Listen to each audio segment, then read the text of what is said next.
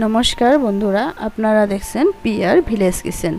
আজকে আরও একটা নতুন রেসিপি নিয়ে আপনাদের সামনে চলে আসলাম। আজকে আমি বানাবো পনির মশলা।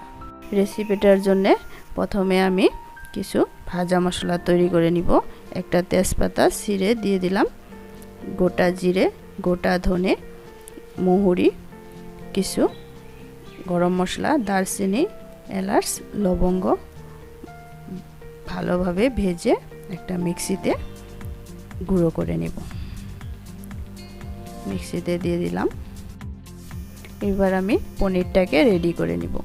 প্রথমে আমি লবণ দিয়ে দিলাম, তারপরে হলুদ গুঁড়ো ছড়িয়ে দিলাম, লঙ্কা গুঁড়ো দিয়ে দিলাম, জিরে গুঁড়ো দিয়ে ভালোভাবে মেখে নিব।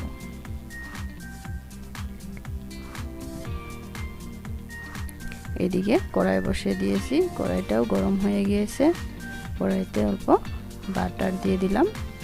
এবার একই সঙ্গে অল্প তেল দিয়ে দিব। এবার পনিরগুলোকে এক এক করে দিয়ে ভালোভাবে ভেজে নিব। পনিরগুলো ভাজা হয়ে গিয়েছে, এবার তুলে নিলাম। এবার এই তেলেই আর অল্প তেল দিয়ে দিলাম। তেলে দিলাম গোটা জিরে, কুচানো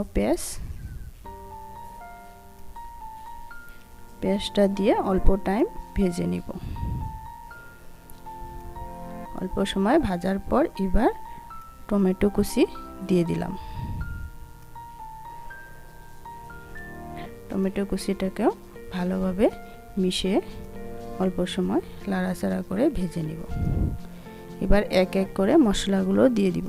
বেটে রাখা জিরে আর শুকনো লঙ্কা দিয়ে দিলাম, আদা রসুন বাটা, পরিমাণ মতো লবণ, পরিমাণ মতো হলুদ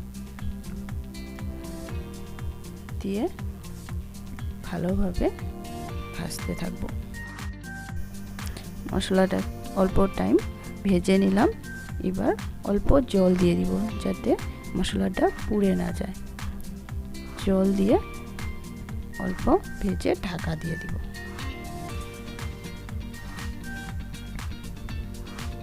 ঢাকা দিয়ে দিলাম। দেখুন খুব সুন্দর কষানো হয়ে আসছে। এবার আমি ফেটে রাখা টক দইটা এর মধ্যে দিয়ে দিব। টক দইটা দিয়ে দিলাম। এবার সঙ্গে আমি কাজু বাদাম বাটাটাও দিয়ে দিব। দিয়ে দিলাম। এবার ভালোভাবে মিশিয়ে নিব মশলাটার সঙ্গে, আর বেশ কিছু সময় কষাতে থাকব।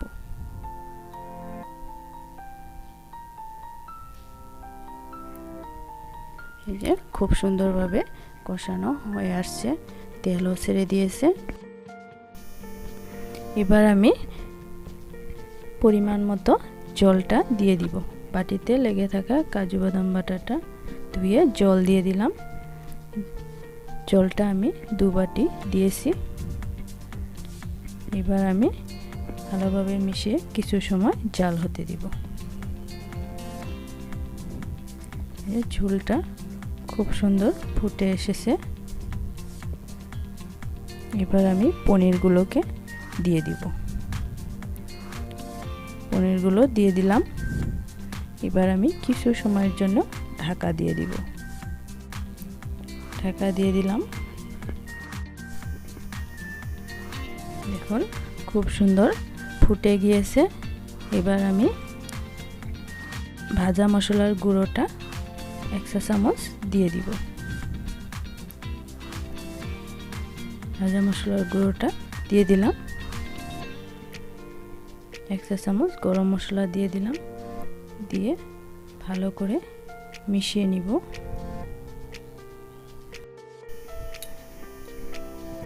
এবার অল্প পরিমাণে চিনি দিয়ে দিলাম।